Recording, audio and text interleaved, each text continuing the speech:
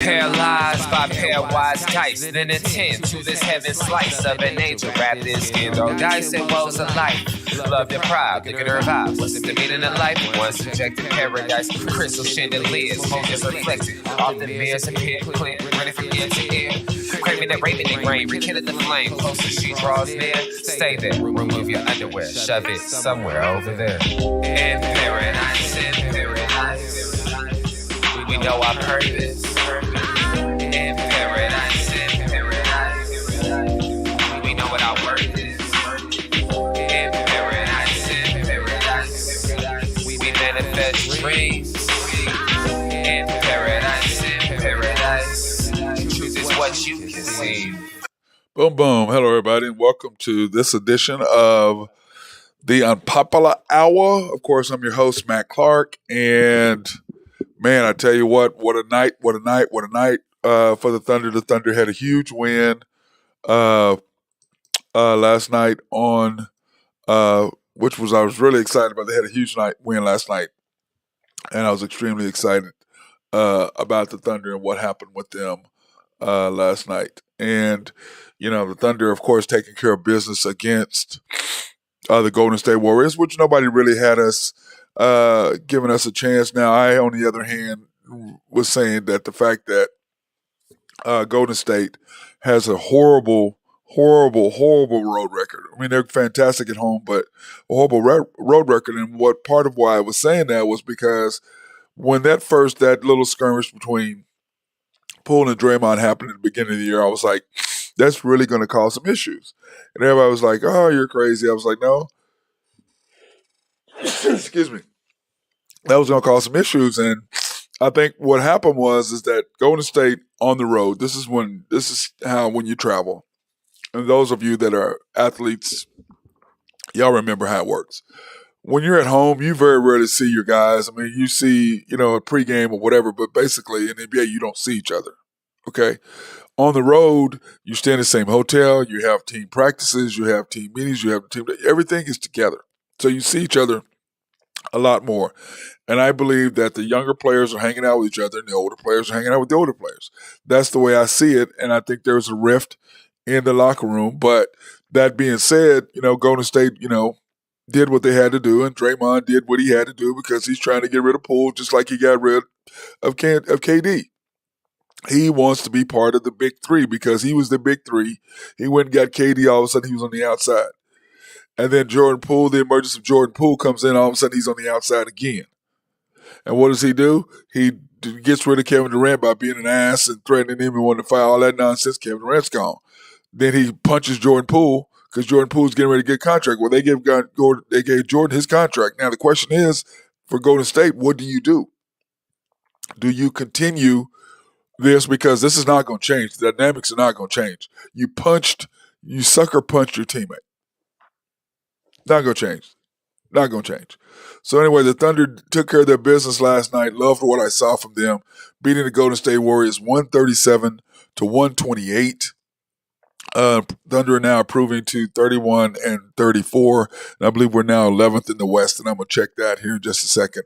But Golden State was 20 for 51 from 3, 52%, 33 rebounds, 50 pips, which are points in the paint, 21 turnovers. Oklahoma City 17 of 37, 53%, 44 rebounds, 56 pips, and 15 turnovers, which is right at the limit of where I want the Thunder. I want the Thunder between 11 to 14. 15 that's just over the limit, but I don't mind us being right around that number. When you get to 17, 18, 19, that's when you lose to good teams. Golden State being outscored by the Thunder bench 41 to 26. And now, when I hate it when the Thunder shoot a lot of threes, but I didn't mind them shooting threes because it's about when you shoot them and where you shoot them. And I've said this on multiple occasions. When the Thunder are playing good defense and getting their hands out and teams are taking threes, which a lot of teams do, long rebounds equal up. Well, we talked about this many times. Long rebounds equal long shots equal transitional points equal what? Flow of the game. And then when the Thunder get into flow of the game via turnovers and when teams are shooting, they're out on defense, they're doing good or having great perimeter defense, then I don't mind Thunder shooting. But I want you. It's what time you shoot them, the part of the game, and where you shoot them. So where you shoot them at is like when we're coming down and we shoot, we miss, and we shoot another three, and we miss it. So we'll get one possession where we'll have all three shots for threes. Really? And then the other team comes back, and on one of those usually the long shot, the last one, it's a long rebound, boom, they get out transition, and we either get up a three or two or and one. And it's where you shoot them at and when. If you miss a three, you can attack the basket. You want to score at least 2 points on a possession. And part of what I said about yesterday about Golden State is I don't want to get into a 3-point shooting contest with them. By that I mean, and I've said this before, if another team like Golden State, how they get you is they'll knock down a three. Then you all of a sudden, we got to knock down a three. Well, then you miss, they come down and knock down another three, which that's how they roll. They'll do 2, 3, 4 threes in a row. So let's say they make a three. We come down, shoot a three. They come down, make another three. We come down, shoot another three. They come and we miss again. And all of a sudden, they come down, all of a sudden, that's a 9-0 run. Instead of they make a three, we score two. We're down one. That's a 1-point swing. They shoot another three, we score another two. That's a 2-point run. They hit another three, we score another two. That's a 3-point run instead of a 9-point run. So it's all about your perspective on how you approach it. And when SGA is in the game, we don't shoot a lot of threes because why?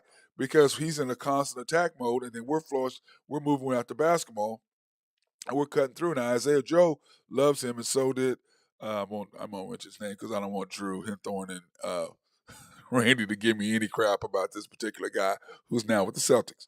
But anyway, Isaiah Joe benefits a lot with him because when he attacks, Isaiah Joe always slides over to get into his line of sight because he will attack Isaiah Joe's man towards Isaiah Joe's side. So his man will have to come over and attack because if you don't double team SGA, nobody's going to stop him one-on-one.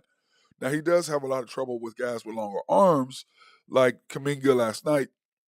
And when teams have long wingman, he tends to turn it over more than he does with guys who don't. So he struggles a little bit about that. And my problem with SGA is that he'll get a little frustrated he hadn't scored, and then he will attack the basket, but he'll attack it to the strong side, and they'll send him that way. And he'll have three guys, and it's tough for him to make shots. And then he's got to remember one thing. If we do make the playoffs, they're not going to call fouls. So he's going to have to make sure that he makes the bucket because if he's looking for fouls, they'll give them to you occasionally, but it's the NBA playoffs and the NBA season are two different things. They're called completely different, which I like personally. A lot of people don't, but I like it. So in box scoring last night, and the Thunder did fantastic. I love what we did in team stats. You can see it right here. Jay Will, which I'm glad he got 27 minutes, and I've been harping on that. Playing him 19 minutes is just ludicrous. It's just stupid. Give the boy some minutes. And he did last night. And every time you give him multiple minutes, he comes up with a good night. 15 points and 6 rebounds. Great night. SGA 14 for 24, which is really not a good night for him. He's normally 14 to 21. 19 to 24, something like that. But he did get to the line. And you look at that. He only shot 4 free throws and had 33 points. That's very unusual for him. But he did go 2 for 5 from 3. Aaron Wiggins, once again, I think, what are we like? 7-2, 8-1 with him starting or something ridiculous every time he starts. Now, that being said, I do prefer J-Dub over him. But at that time, I was preferring J-Dub to come off the bench to give us that spark. But now that we do have the big three, which is SGA, Josh, and J-Dub, which is our new big three, and I like the way we do that. And you have Dort on the outside, and then you can get production from Wiggins, and you can get production from Sarge, and you can get production from Isaiah Joe. And I will say that Jang has played pretty well the last couple of games with Kendrick Williams out. So that might be the sign of death warrant for Kendrick Williams if Jang continues to play the way he is now. All he's doing is knocking down threes. He can't defend. He's too slow of foot because he's just not. He's so long. He's 6'10", 6'11". So he doesn't really move his feet that well, but he will get better at that. I'm still not sure we should have gave up 3 first-round picks for him, but, Sam Presti is the GM, and he has been very successful. So I really can't argue with him, but I can differ with him on my thoughts, and that's fair. Josh Giddey, 37 minutes, 5 for 11 with 17 points. So you look at our starters, we went 15, 33, 13, 17, and 18 as far as points are concerned. Then your first man off the bench, Sarch, comes off the bench 15 minutes, gives you 14 points. Lindy Waters, 6 points, 6 minutes, 7 points. He gave us some good minutes, but my problem with playing Lindy is that I just do believe that we're in 11th place, so you have a chance to make the playoffs. So to me, this is when you narrow your roster down to 8, 9 guys, 10 at the max. And the problem is Lindy is a G League player. He doesn't play with them a whole lot. So when he gets in there and then he does good, and then everybody's like, okay, he's doing good. Then he's out, and it's like, okay, it screws up your rotation. And I like him, but he doesn't belong in the league and belong in their playing.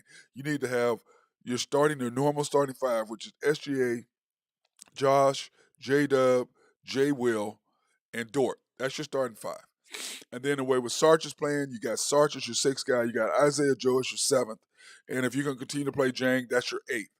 And then your ninth needs to be either Aaron Wiggins or Jeremiah Robinson Earl. Now, you can throw Sar in there when we're overmatched and we've got some big guys to deal with. Like when we play Utah, you got to have a big guy in there for them. So Sar needs to be in there for that game. And then, of course, you got Trey Mann as an alternate along with Isaiah Joe. If Isaiah Joe is not giving you what you need, then you can put Trey in there and you can split that 30 minutes between those two. So you can do that. But for the main thing, you need to have a 9-man rotation max. Okay? And 10 is the absolute limit. But you have your rotation. This is what we're doing because everybody gets into a flow. Everybody's playing with each other. Everybody understands what we're doing. You know when somebody's in and out. You know where they're going to slide over. You know their tendencies. But if you don't do that, it kind of hurts you uh, as a team if you don't have any continuity because you're playing different guys who they're not accustomed to. This is the time when you go, look, this is what we're going with. This is what we're doing. This is who we're playing. This is what's happening, period. We're going with these 9 because we're trying to get in the playoffs. Now, that being said, everybody knows that after what our team is, the casual Oklahoma City fan is going, oh, man, we're going to be pretty good next year, which I agree with, okay? And you're going to find out what Chet really is or is not when he comes back. But that being said, on the flip side of that, okay, why not make the playoffs this year? Do you understand what that would do for the Oklahoma City, not only economy, but just the psyche of the team that we're back in the playoffs after a 5-year hiatus? How much momentum that could give the team? How much ticket sales will probably go up because everybody's we made the playoffs, we can do it again, and I fully expect us to go back again. But why don't you coach start cutting down your rotation? You look at Tom Thibodeau and what the Knicks did after Christmas. He said, "Look, this is 9 we're playing. Period." Cam Reddish is now in Portland. He wasn't playing him. He's like, "Look, we're going with these 9. This is what we're going to go with. We're going to do it." And look, they went from 11th to 5th. Why? Because of continuity. Because everybody was playing. They understood what each other was going to do, where they were going to be, because they played against each other, played with each other. That's what you have to do right now in Oklahoma City in these last 15 or so games that you have left. Because when you look at our schedule on what the Thunder have left, let me see, where is it? I'm getting it now. I've got to go. In fact, I need to go into uh, get this stuff done. I need to go into Collaborative Logic and just have them so I can get my stream deck done. But here are our games remaining. Okay, we beat Golden State. Now we have to go to Phoenix tonight, which SGA probably will not play, and I'll give you the odds and stuff on that here in just a second. But SGA probably will not play. Then we've got to go to the Pelicans, which is a huge game. And then we have San Antonio and Brooklyn. We have San Antonio, then we come on to Brooklyn. So these 4 games we have next, we're 1-0 right now.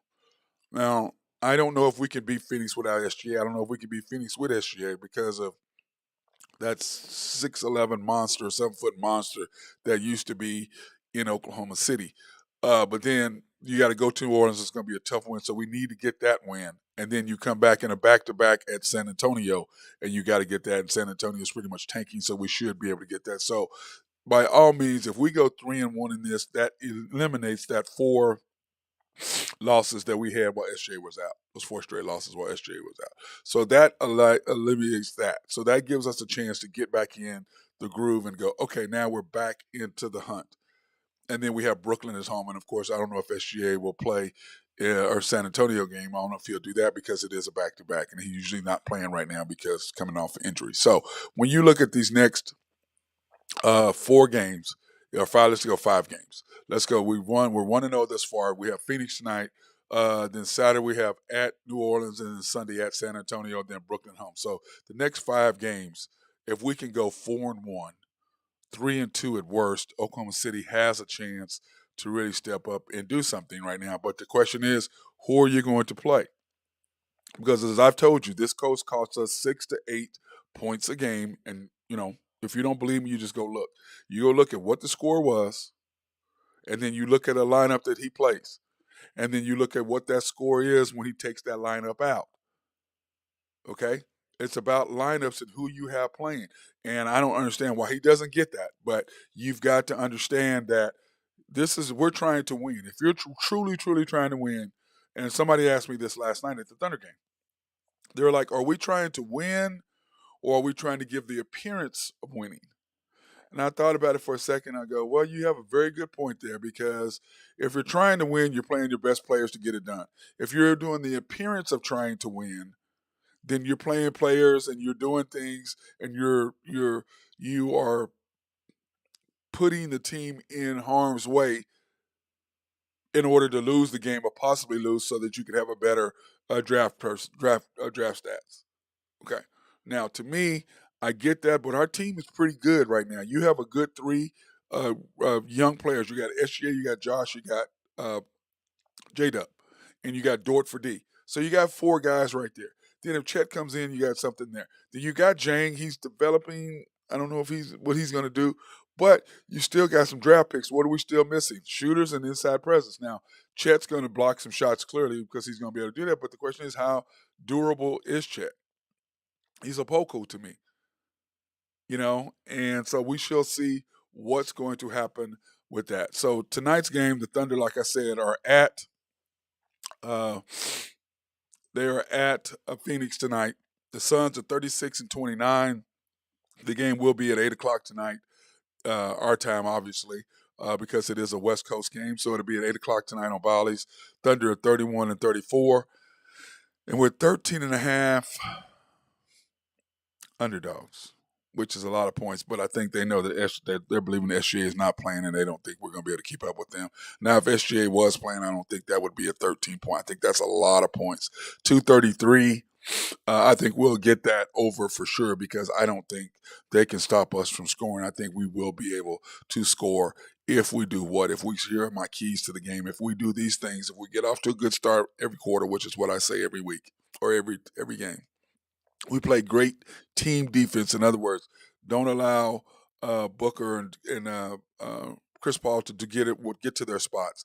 KD, I'm not even going to say anything. He's going to get to whatever spot he wants to get to. That's just who he is. And so I'm not even talking about him. But if we can kind of make it tougher on Booker to get to his spot and Chris Paul to get to his spot, not allow them to break us down where they're shooting open threes, I think we have a chance to stay in the game. And then we have to move without the basketball. Just because we had a great 3-point shooting last night does not mean we're going to come back tonight and have a great 3-point shooting on the road. So play within yourselves and play within your capabilities. So if you're playing within your capabilities, that means if we're attacking the basket, we're scoring layups, we're staying in the flow of the game, we're getting back in transition defense, not allowing them to get back and score on transition. But after we score, don't sit there and congratulate yourself that you scored. Get your butt back on defense. So if we can do these 4 things, I think we possibly can pull an upset. I'm not sure if we actually can or not, but I think it gives the Thunder a better opportunity to have a chance to get that done. So that being said, if the Thunder can get something done, I believe that we can make some noise, but I'm not sure if it's possible. But let's just hope it is. Okay. But once again, we're going to have to play good, solid defense, and we're going to have to play within ourselves and move without the basketball. And now, in NBA scores last night, there was some very good games last night, and some that were very beneficial to the Thunder. Um, Sorry, guys. Very beneficial to the Thunder. The Grizzlies losing didn't really help us so much. The Jazz did. The Mavericks winning, but it did help us create and separate distance with the Jazz, which of course we're going to have to see again. T Wolves losing helped us. So you look at the landscape of this. Anyway, let's go over the whole thing. The Wizards beat the Pistons last night, which of course that's in the East. It really doesn't affect us at all. The Bucks, what are they like? 18 of they won 18 of the last 19 or something stupid. They are just on a roll right last night, and Giannis didn't even play. He was on sidelines eating popcorn while they were handling business. The Hornets beating the Knicks just goes to show you that on any given night, anybody can beat anybody. The Hornets taking care of business on the Knicks home court at MSG. Can't believe that. By the way, that's Madison Square Garden. If you guys don't know what MSG is, the Sixers beat the T Wolves 117-94. The Sixers are rolling. They are one of my teams that I have as far as my power rankings. And then of course Drew Hinthorn sends me his power rankings after I've already got all that stuff. But we're gonna hopefully he'll be on and we can talk about that. So, but anyway, when you're looking at this is where we're sitting at right now with the teams and what's happening uh, um, with the league.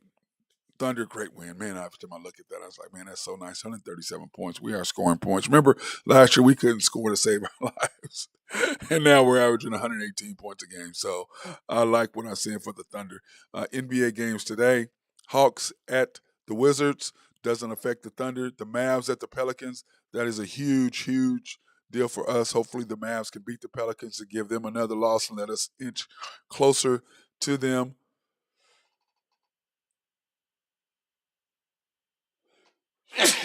Excuse me, man. This weather is just beating me up. I mean, absolutely beating me up. Blazers at the Celtics. Hopefully, the Celtics can beat the Blazers. We need them to lose, and these are teams that we need to lose. Cavaliers at the Heat. Cavaliers should take care of business, but it's going to be a really good game. The Thunder, we're playing at the Suns. I don't really give us that great of a chance to win, especially if SJ does not play, which he's not right now, on back-to-backs because of his abdomen. Bulls at the Nuggets doesn't really affect us because the Nuggets are the number one seed, so I don't think we're going to get there anyway. And then the Raptors at the Clippers. We need the Raptors to handle their business. If we can do that, that's going to make all the difference right there for us. Because when you go back and you look at the standings and where everything is, you can look at it right now and you can see the Thunder. We're right there at 30 and 34. The Pelicans are right above us at 31 and 34. So, uh, because as a matter of fact, I don't think I have. We're 31 and 34. I don't know why I don't have us updated. That is wrong right there. We are 31 and 34. I don't know why that is like that, but we are 31 and 34. So let me correct that. I can't believe how the hell am I going to have our score wrong, our team deals wrong? I mean, Matt Clark, what are you doing? But that's why I need to have somebody doing this stuff for me. So we will once we get there, we are going to get that fixed at some point. But here, let me change that real quick so you guys can see how that works. I can just go in here and go boom, boom, boom while I'm talking to you and do the NBA West standings. Man, I love technology. It makes life a lot easier. We can go boom, boom, boom, and then you can see kind of where everything is. There you go. Bam. Isn't that nice? Wasn't that really easy how that just worked out like that? So anyway, when you look at the standings, the Thunder are 31 and 34. The Pelicans are 31 and 34. That's why it's important that they lose tonight and we get a win, but I don't know if that'll happen.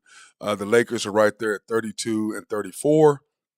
And then the Clippers are up ahead, and that's why I said we need the Clippers to lose and the T-Wolves to lose out in front of us along with the Pelicans. Because, if we can go in our last few games, if we can get done what we need to get done, I think the Thunder can really step up and make a move. But we shall see how all that is going to work. Now, in Big 12 action, which is my guy Drew Hinthorn is on his way, of HuskerDrewPicks.com is on his way to Kansas City. He was supposed to hit us up today while he was on the road, but I don't know if he's probably got other stuff he's doing while he's on the phone for that 5-hour drive because I know he had just left. But anyway, the West Virginia and Texas Tech play tonight in the first game, and of course that will be on ESPN, and so we'll see how that works. Or ESPNU. So with that ESPNU, they play, and then of course the winner of that gets Kansas tomorrow. So I don't know how exciting uh, that's going to be. And then of course we play the Sooners, which scares me to death, and that's at 8:30 tonight on ESPN. You as well. It scares me too, is from the simple fact. Oh, it's actually on ESPN2 or ESPNU. That scares me tonight because we don't know which OU team we're going to get. We don't know if we're going to get the team that's deadly from three that almost beat Kansas, that did beat Iowa State, or we're going to get the team that you normally see at OU. So we have no idea. But for Oklahoma State's possibilities to stay in the tournament, to stay relevant, to possibly get an NCAA tournament, this is a must win for the Cowboys. And then, of course, the winner of that game gets Texas, which is, I don't know how big of a treat that is, but the winner of that game does get Texas tomorrow. So that's going to be a good game, and be looking forward to watching that tomorrow night because there's tons of games tomorrow. So that's going to be good. And, the March Madness is slowly in full effect at the moment. So let's take a quick break and thank all of our sponsors. And Collaborative Logic, like I said, I've got to go in and see my guys over at Collaborative Logic because I need to. I need to get. They take care of me as far as any of my computer needs and make sure that we are up and running and doing all the things that we need to do. So I do thank them for everything that they do. And if you have any computer needs as far as software or anything like that written, they can get that handled easily for you as far as computers, or if you need your office to run smoother, they can get all of that done for you. They can write software for you for that. If you need a website design, they can do that as well for you. So any of that stuff like that, hey, they're all for that. And contact my guy, Russell Willifort, over at Collaborative Logic. And then, of course, Mark Long over at SRB, they always take care of us and do all the things that we need to have done for us. And also for you guys, if you have any surveying, engineering, or planning, they are the guys, or surveying or planning, they are the guys that you need to talk to for that. They have everything that you will need going forward for that. I do like the fact that, Mark, of course, my friend, but we were talking about different projects and how they do things and how they like to, if you have an office complex or something that you're doing and you need it completely fixed, or to where everything works properly, because it's not what you see, it's what you don't see. That's where they come in. A company like theirs comes in, is doing the things that you don't see behind the scenes. How drainage is done, making sure that the floors aren't flooding. Those are the things that you got to have somebody like them in place to take care of. And then my guy, Jose Fierro, take care of him. And that's my guy.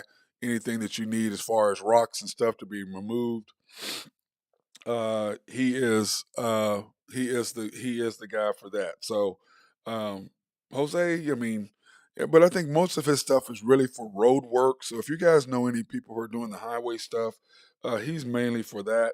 That's what he does. But if you have any of these for that, Jose is the dude. Then of course, uh, Greg and Max Nafee doing what they do for me always. They've always supported everything that I've wanted to do business wise, as far as helping me with kids and everything else. They are the people to talk to at NAFCO. And then last but not least is YNB, family owned and operated since 1912. They are the bank that makes things happen. They are, of course, an equal housing lender, a member of the FDIC, and if you have any loans that you want to do online, you can pre-qualify online at www.ynbok.com. That's www.ynbok.com. Or if you want to, you can go in and see Joe Horn, whom I saw last night, by the way, at the Thunder game. Hollered at my boy last night. It was good seeing Joe. Not at the bank and not on business, but actually for pleasure. So it was good seeing him last night at the Thunder game. But you can go in and see Joe. You can go in and see Carson Wright or Nathan Taylor, any of those guys, because they are a personal bank. So they do prefer that you guys come in so they can get to know you on a personal basis. They do prefer that as far as that, so they can get to know you and come in. And then also, we want to thank them for sponsors for our um, thank them for sponsoring us for our Black, minority, and women-owned business live streams, because we go to different. Like yesterday, we were at Georgia's Happy Hog. We also have been to.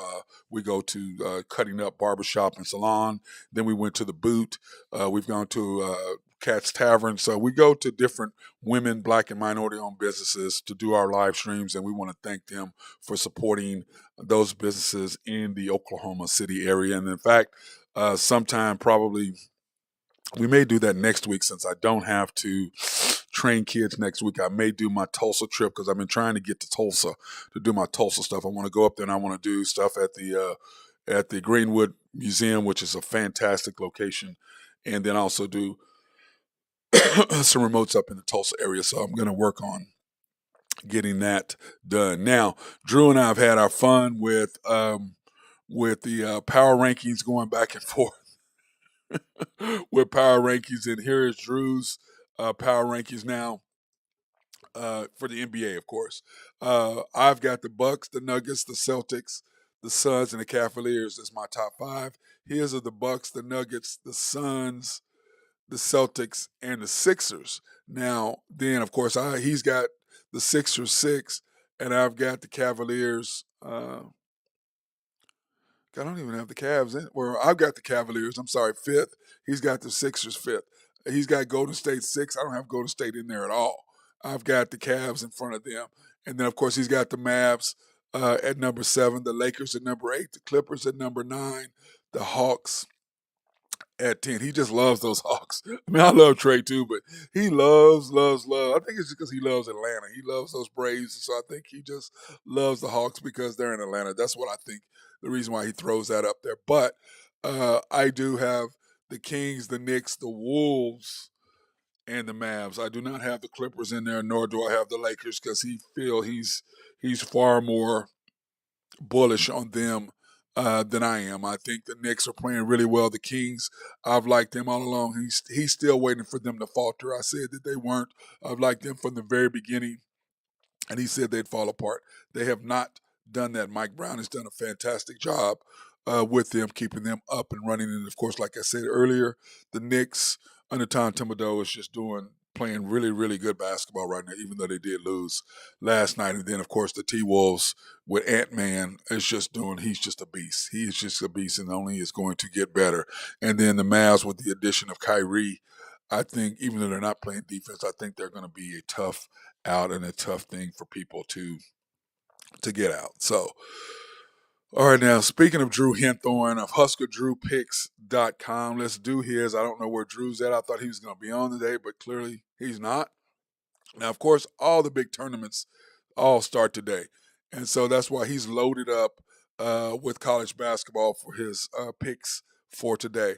He's got the North Carolina State Wolfpack at -3, West Virginia at -4.5. So he really thinks West Virginia is going to beat Tech, huh? Which is possible. They're playing really, really, really good. And let me get my hat off to Drew. He called that a while ago. He said that they were going to be playing well, and he said they were going to be doing what they're doing. So I cannot say anything different as far as what West Virginia is doing right now. Then, of course, UNC and his boys, his Tar Heels, he's got them at -9 tonight, picking them, which is a shock. Ooh, Drew picking North Carolina, can't believe that. Wisconsin +2, the Badgers got them. Pittsburgh -7. I don't know, that's a lot, but we'll see. We'll see. Wake Forest -2. Davidson, he loves Davidson. He's been on Davidson a lot this year. He just loves them. They've obviously made him money. That's why he continues to pick Davidson and let them continue to roll. And now, which is interesting, in the NBA, he's only taking the Heat. +3 is who he has tonight. And then, of course, last night, what was Drew yesterday? He sent me a deal. What was he? He was 6-4 yesterday. He did have a winning night, but he was 6-4 yesterday on his picks. And of course, anytime you're winning, that's all that matters. Now, in NFL news, man, the Aaron Rodgers to the Jets. The more I think about it, I mean, the Jets are really renting Aaron for 1 year, maybe two. I mean, because you've got to pay him. You got to give up quite a bit. Who are you going to give up to get him traded? You got to trade who you going to give up. I mean, Sauce Gardner. I mean, they're not doing that. I mean, because you got to keep your defense strong. So offensively, who are you going to really give up? You got to give up something to get Aaron Rodgers. So I just don't know how good of a deal that is for the Jets. But at the same time, the Packers clearly have made it obvious that they don't want Aaron back. They're tired of his nonsense. Oh, I don't know. I'm going on this retreat. I'm doing this. I'm not in. I'm not going to be there doing OTAs. I'm not going to be here there. I'm not going to be here there. And it just drives me nuts. And I'm sure it's driving them nuts. And they're just done. They're just done with it. That's basically what they're saying. They're saying we're over you. That's why they're doing what they're doing, because of the simple fact that you can only uh, mess them around long enough. Like in relationships, you can only lead a girl on so long. Whereas a woman, you can only lead a man on so long. And then eventually they're going to go, okay, clearly I'm not what you want. And that's basically what's happened. You know, Aaron Rodgers, which is weird because he's doing exactly what Brett Favre did. And he was there under Brett Favre, and Brett Favre took over for Brett. And now he's doing the exact same thing that Brett Favre did. Now, wouldn't it be ironic if he does the same thing that Brett did and go to the Jets? Because he's on that same path. But what he's found out is he doesn't have as many suitors as he thought. And it's like Lamar Jackson. What he's finding out is he doesn't have as many suitors as he thought, because teams right away, we're not interested, we're not interested, we're not interested. But what is it, Sunday at noon, I believe, is when teams can really start talking to people. So he's gonna find out what his real worth is. And I believe Lamar is now making calls now instead of his mom. But A, that's what you get for having your mom as a rep. B, that's what you get for letting the NFLPA help you out. Okay, NFLPA, they want fully guaranteed contract. Why? So they can continue to make that and to try to move that narrative throughout the league, throughout owners. Hey, we said, look, he got a guaranteed, so we want our guaranteed contract. And it's already outrageous. I mean, look at Daniel Jones. Daniel Jones got $80 million basically guaranteed for 2 years. Really? There's no way in hell he's worth that much money. But now what are you going to do? Now you're locked in. You're going to have to give up some assets now. You can't pay everybody. Can't pay everybody when you're locked into him. And that's the thing with the quarterback. You're locked into that. And you look at the Chiefs with Orlando Brown. Last year, Orlando Brown, the Chiefs tried to make him one of the highest paid. He wanted a longer term deal. Chiefs said, no, we can't do that, because they understand what the salary cap is. They understand, okay, we got Mahomes, we got to pay Kelsey, we got to pay Chris Jones. We can't afford to pay you all this money. Because remember, Chris Jones is coming up. We got to pay him next year. So, the Chiefs understand long term, here's where we're at. But Patrick Mahomes set his contract up so the Chiefs can kick money down the road, that they can still pay Chris Jones, that they can still pay all these guys. That's why they did it. But now, what are you going to do? You want your maximum amount of money. Now, I get that, but also, you've got a chance to go get another Super Bowl. Where are you going to go to get another Super Bowl? What team that's Super Bowl ready needs a left tackle? If they're already bound Super Bowl, they've already got a left tackle. And let's face it, Orlando, last year, you were worth the money. This year, you're not one of the top 10 because of your performances, what you did. You are a great run blocker. But as far as a guy who's a pass blocker, a true left tackle to protect Patrick Mahomes' back, that's why the Chiefs are going on. Because if you truly were that, they would pay you. They clearly don't think that. But then they're also going, look at what we have to do to protect our future. It's like Lamar. Ravens are saying the same thing. Look, you've been hurt the last couple of years. So why are we going to give you guaranteed money? Why are we going to give you all this? Now I see my guy Ben Dillman of my High Stick Harry guy. What's up, brother? Change. What's up, Bubba? Nothing, man. Just talking about your Ravens right now and the Chiefs both. They're in a sticky situation, aren't they? Well, no. I mean, I think they've done it well. They're saying, look, if you can go out and get a better deal, then by all means go do that. Don't get in your feelings, Lamar. This is not personal. Well, and they can match whatever deal he gets. Yeah, right. So. Or they can go give me 2 it first round honestly picks. kind of sets the market. Like, it resets the whole market because I mean, this is like this guy, he can go on. I mean, somebody could offer 45, and if the Ravens don't want to, Well, no, remember, match that, yeah, he could be gone. but remember, they could have exclusive franchised him for 45. Yeah, which they didn't though. Which they Yeah, did because they're saying, look, here's the difference in what we're saying. So what we're saying is we'll let you go out and test the market. And now people are talking about it's collusion. It's not That's collusion. what I don't think that's collusion at all. I think that's them saying, well, this is why we didn't want to, give you this amount of dollars. We're going to see how much everybody else thinks you're worth, Right. and we'll either match that or we'll take the What's 2 the first round first picks. round But pick? I think they'll match whatever, even if it is just for at least 1 year. I still think they'll match it, but I don't think he'll get his full effort if he's Right. You know what I mean? Right. And that's why they did that. They're like, okay, look. And that's my thing. Now Lamar reportedly is calling teams because teams weren't interested.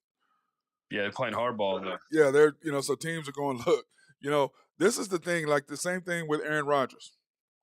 It's not we got to pick up your money and we got to give up assets and we got to cut people in order to fit your salary. So Lamar, it's not only that we've got to pay you what you want, that means we got to cut some people and we got to give up draft picks. So he's not as valuable as what he thinks he is because of that simple fact. Now, who are the teams willing to give you a lot of money? Commanders, maybe the Jets, the desperate teams, or maybe, or who would be someone else that'd be honestly, really, there's not a lot of teams that no, really strike it's really me that not. are willing to spend a ton of money for that. I mean, even some of the bad teams like the Cardinals and the Rams and stuff, they even got their the quarterbacks Cardinals, already still yeah. figured Well, out. the whole thing is you got the Commanders who don't have a quarterback. You got the Jets who really don't have a quarterback. But the problem with Aaron Rodgers is now you're stuck because the Jets are really the only team that really want you. Okay. Yeah. Packers really don't want you anymore. But so what happens with Aaron at that point? You see what I'm saying?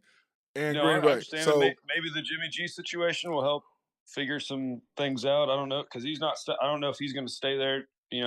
well, that's another landing spot for him and as also, the Raiders. Tampa. They cleared up Tom's salary cap. I mean, there's a couple random places that he could fall. But you're talking about Aaron. Are you talking about Aaron? Yeah. Yeah. Okay. Yeah, I think the longer it takes, the more I think he's just going to stay a Packer. Yeah, and which is going to be unfortunate for both because the Packers don't want him, and now he knows they don't want him there. And I don't think he's going to end up going to Las Vegas.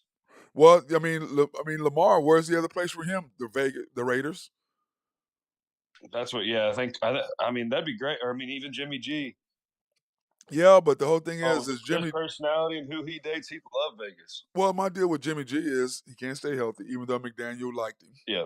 Lamar, he can't stay healthy. He really can't. That's why in his mind he's like, and Aaron's old. Well, yeah. And my deal is this with Lamar, and this is Lamar's problem. Lamar, you're old. You're injury prone with the style of offense that you do, your game. And everybody talks about. I saw who was it talking about? Oh, well, get him a wide receiver. His wide receiver left him. Hollywood Brown left him. Why? Because I'm not getting touches. He can't give me the ball. Why am I going to be there? So why would a wide receiver go to a place? That was I think that was a half internal deal, and then a half that he does love. What's his name for the Cardinals? Kyler. Yeah, Kyler. Because they played together at OU. They played together at OU. Yeah, which I understand. That I mean, that's the same reason that the whole Carr and Devontae thing went down. Yep, but I'm just saying. I just look at it like to me, these guys are full of themselves, and Lamar's problem to me is, I understand his side. I'm a former MVP. That was 3 years ago, bro. Yep. Okay. I mean, that's same with like Russell Westbrook. It's like him saying, "Yeah, I average triple double." It's like that was a long time ago. What are you doing lately? And Drew is saying that Wake Forest was a winner on his picks, and he's 4-0 in the ACC tourney. That's what he said. But anyway, yeah, he's on fire. But my problem with Drew is, dude, you're giving picks. We come on at 2:00. You're giving picks. Even if people see them, they can't do them. You can't give us. He said it to us last night, so at least it's on the record. Yeah, it's on the. But I'm saying it's on his. It's on. But I'm saying, it's on his website. www.drew. Then go to his website and they'll be on there then. Yeah, but my problem is when we come on the air and you're giving out picks, people can't use them. You have to give out future picks for after the show. You can't give out picks of games that are going on. I think he just sent you what he had from the night before because he sent that to us, last night. No, I know, So but I these are imagine. for tomorrow. The ones he sent me are for today. Those are today's picks. I got you. Yeah, you see what I'm saying? He goes, when he put the thing on, he goes, tomorrow's. So these are for tomorrow's picks. So that's what I put up. But my problem is, you're giving me picks. The games are currently starting. Or I can't, you know what I'm saying? Give me picks for games that are at 4 o'clock or 6 o'clock. You can only, you know what I'm saying? So those are games that people can look at the show and go make money off of. Unless they go to HuskerDrewPicks.com before, and they can do all that. But of course, it doesn't really matter. All right. Getting to you and the NHL scores last night. We had a full load yesterday, didn't we? Man, we had a full Yeah, a boat. ton of games last night. We had a Lots of full playoff stuff too. what playoff stuff? We didn't have that many playoff stuff, did we? I mean, all these games are. I mean, I'd say about half these games are huge in the playoff race. Oh, okay, so the Canes and the Canadiens. Canes won 4-3 in a shootout. Yep, Canes 3 wins in a row here. They made a goalie change. They were actually down real early, and they switched from Ranta to Freddie Anderson, and they stabilized the crease area a little bit. And the Canes came back, ended up winning the shootout. So it was a good game. It was a good coaching call there, switching the goalies that early. Oh, so coaching matters is what you're saying. 100%. Yeah, he took him out after I think he had like 8 shots and 2 goals on him already, and he took him out right away, and they switched him out, which they put their guy. They were trying to give him a break, but when you got to win some games, you got to win some games. So I meant that for the Thunder too. oh The yeah. Blue Jackets and the Penguins. The Penguins held out 5-4 in OT. Oh man, what did I say yesterday? Pens need to win, Yep, you and it's to did. stay in the wild card. So they came out and they were so flat. They were down 4-0. So the Jackets were up 4-0. They made a goalie change again, another good coaching call. And they made a massive comeback. They had 3 goals in less than 4 minutes in the third. So and then Crosby ended up scoring an OT to win it. So they came back. They scored 5 in a row on the Jackets. So that was a good one. Crosby's second all time in OT goals. So. Wow. Okay, and then the Good Lightning game. took care of business. The Bolts, as you call them, took care of business over the Flyers 5-2. Yep, exactly. Just took care of business. That was their get back game. So they snapped 5 games in a row, or a 5-game losing streak, I believe. So that's good for them to get the one there. And then the Panthers, the G Knights lost 2-1. I thought they were going to get a W last night. Yeah, the Panthers team was like always. They were expected to make the playoffs. They've been very underachieving this year. I mean, the game got really chippy too. It had a playoff feeling to it. But I mean, it was nice. The Panthers get the win here. They're barely like staying relative for the playoffs here. But now the Kings and the Knights are tied for first in the Pacific with them losing this one. Wow, Kings. Yeah, you got them in your power rankings, which we'll talk about here in a minute. Oh yeah. Leafs 4-3 win over the Devils. Yep, that overhit, like I said in the show yesterday, and then looks like the Leafs are going to take over that first play or home ice advantage in the first round. There, they have a 5-point lead over the Lightning now. So, but it looks like they'll take home ice in that first round. Right. And then of course the Islanders beat the Sabres 3-2. Yep, another big playoff game here because this pretty much put another nail in the coffin for the Sabres. But the Isles took care of business, and it was great defensive hockey last night. There were some awesome plays. Both goalies were playing outstanding, but yeah, it just came down to the Islanders put one more in. And then the Flames and the Wild. Wow, 1-0 in a shootout. Man, I thought Yeah, I thought they would step out on, but clearly not. Yep, it went 0-0 all the way to the end of overtime, and then obviously they go in the shootout. But there was a big controversial goal in overtime. There was a guy who did like a 360 pass, and whenever he did that, he put his body over the blue line before the puck. So then that calls an offsides, but they ended up scoring on the goal. They reviewed it, got turned over, and then the Flames ended up winning in the overtime. So that was a huge loss for the Wild, but they still got a point. But yeah, it was a crazy game there. Lots of great goaltending, but it was good. It was a good game though. Right, and then of course the Avalanche point night 6-0 over the Sharks. Shit, man. The Sharks only had 13 shots last night. The Avs had 40. Then they had 13 Wait a shots. minute, how do you have only 60 13 shots in 60 minutes? In 60 minutes. Yeah. I don't know. The Avs had 43, so they tripled them at least. 39 would be triple of 13. So they tripled their shots. There's no way you're gonna. I mean, it was 3-0 in the first period. There was a bunch of it was just bad play by the Sharks. All these young players just really they're not gelling too well. But yeah, so it was point 9, like you said. Oh my God, dude, that's not even close. Then Drew's Blues lost 6-2. Yeah, just another point night here for the Yotes. They never usually get those, but they got one against St. Louis last night. But it was just a beat down by the Yotes. They just, they absolutely just beat the crap out of them there.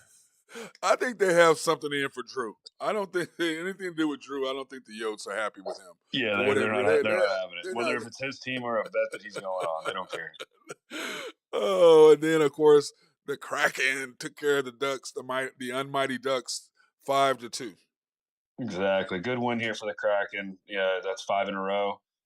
There was a pretty sweet goal. I sent it in the group to you. The Trevor Zegers Yes, I saw stick that. between Yeah, the legs goal. yeah, that was sweet. That goal was pretty sweet. That kid, he's one of the younger players in the league, but he's just full of highlights. He usually always has the goal of the year, but he does stuff like that all the time. He kind of showboats and does things, but he's good at doing it. So yeah. Now in your power rankings, which are key because with the NHL as far as the games, I mean, that's going to really, really matter with the NHL games getting ready to come up today. I mean, because there's some big games today, aren't? I mean, there's not very many, but there's still a lot of ramifications. But right now, you have the Bruins number 1, the Canes 2, the Leafs 3, the Devils 4, and the Lightning 5 in your top 5.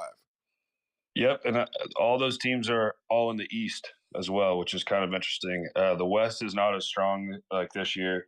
I really do think I put a bet early on in the year that the Cup would come out of the East Conference instead of the West. So I mean, these top 5 teams are all. I mean, half of them are in the same division, so they're all. These are the big boys. They all went in their arms race, and they all here at the end. So I mean, I do like all these teams. I think one of the teams of the East are definitely going to win it, but I think the Lightning just need to figure some things out. They got some great players. Devils are just a little young, and the Leafs they bulked up. So I mean, it'll be great. It'll be a great playoff run. Right, and then of course in your 6 through 10, you have the Kings, the Oilers, the Stars, the Wild. You like the Rangers? Why do you like the Rangers so much, bro? They're falling apart. They got all the guys they need, and they're falling apart. What's the deal? They got a bunch of new faces. All these guys are gonna have to get used to each other. They're all gonna make the playoffs. Like the Rangers are definitely gonna be in the playoffs. But I think with all their star power that they added, I think that they really they got one of the best goalies in the world. They got one of the best captains, defensemen in the world, and they also got some of the best forwards in the world. I think they have probably the top like if you're top 6, I think between them and the Bruins and the Leafs are probably the top 3 teams. So I think they can score with anybody. All these guys just got to mold and gel together. It takes a little bit sometimes. Some of these guys are still trying to find each other on the ice and do different things like that. But Yeah. the Stars would have been up a lot higher if they would have dropped a few in the last couple of weeks. And Otters hasn't been playing as well as he was early in the beginning of the year, so they kind of dropped a little bit. But the Oilers, I think, obviously with McDavid and Draisaitl and all those guys, and they added Ekholm on the defensive line. I think he's going to shore up that defense. Like they kind of scare me a little bit, and the Kings are playing great. So I think those top 10 teams, I'd be scared of any one of them in the playoffs. Right. Now, in games today, we have the Blackhawks at the Red Wings at 6:30. What are the Yep, ramifications of that? the Wings have dropped 6 in a row here, so they're not looking too good. They sold, they re-signed their captain Dylan Larkin, and they sold everybody off the team pretty much. So the Blackhawks and this team, they're pretty much just both now fighting for a better draft pick. Okay, and then the Wild and the Jets. Clearly, the Wild. This is a huge game for them. It is massive. They're on an 8-0-2 run in their last 10 games. The Jets are on a skid. Uh, I, I think I'm going to end up taking the Wild tonight. I know they just played the night before and they, lost in that shootout, but I know it was a long game. And then obviously they're traveling, so that kind of stinks. But it's 105 plus 105 on the money line, so I do like them tonight. I believe Marc-Andre Fleury is in net, so this game is going to be huge for them, pushing here for the playoffs. And then, of course, the Ducks, the almighty Ducks at the Canucks. Yep. The Ducks have the worst goal differential in hockey. So they're actually if you just go off the baseline, they're minus 99 goals on the season. So out of all their games so far this year, they're minus 99. The Canucks also stink, but I am going to look at the over because the Canucks do put the puck in the net here. They're kind of out of the playoff run here, but over 6.5 is minus 110. So I'm going to throw something on there. Yeah, wow, that's a nice little pick there. So, but anyway, the thing I love about hockey and basketball now is becoming playoffs. So a lot of these games matter. Who do you play? How do your line changes? When you do your line changes, all of that stuff Yep, matters. All of that stuff matters it's now huge. because I mean, one game, 1 point can mean anything. You know what I'm saying? But difference between making the playoffs and not Yeah, making the and playoffs. that's kind of the different also in like hockey and basketball. With so in the NHL, obviously, you still get a point in overtime. In the NBA, you don't. No, you don't. So it is like a little bit of a different like strategy, coming to some of the games because you might play like a little tighter defense, or you might be a little more loose, like in hockey at different areas, or like obviously pulling the goalie. That's like different with obviously there's no goalie in basketball, but so some of these things like really can add up. You can make the wrong decision. Like if you challenge a penalty in hockey and you get it wrong, you get a 2-minute penalty. So like some of these things can really add up, and these points are drastic in Mhm. hockey. Well, that's like in basketball. If you lose a challenge, you lose a timeout. And a timeout Yep, at the end of the game that's could be that's huge. huge, huge. Just like with the 2 minutes. So it could be a huge Yep, thing if you're wrong on a penalty. So, all right, my brother. exactly. Well, hey, we'll look forward to seeing you, Mignana. Stay out of trouble tonight. Don't do anything I wouldn't do. We'll do. I won't do that. I'll be working tonight. And then they got a nice little Cajun setup up there tonight, so it should be pretty Oh yeah, good. the The Cajun, guy, food, the Cajun, food whatchamacallit, truck comes the up there. food Yeah, truck is. he's Oh, pretty good. that's good, man. It's really Pretty good good. stuff. Yeah. Yeah. Did you have the hot dog guy there last night as well? I wasn't there last night. I didn't tell, but I'm not sure. Because But they've usually on they've got him up Tuesdays. there every once in a while. Oh, okay, because he was there a couple weeks ago and it was really good. So that Yeah. Cajun is really good there, guys. If you haven't gone by Yeah, Cat's he's got some Tavern, nice shrimp. Yeah, he's got some blackened catfish. He's got a bunch of different things yeah. up So there running pretty good. Cat's Tavern on Wednesday nights, dude. If you haven't gone by that guy with the Cajun food truck, it is on point. I do It's highly pretty damn recommend you good. go by and see it. So that being said, everybody have a fantastic day. Thank you, Ben Dillman, my guy High Stick Harry, for his Yes, sir. hockey I'm out of here, updates, brother. and I'll You holler have at a you, good one. manana. Cheers.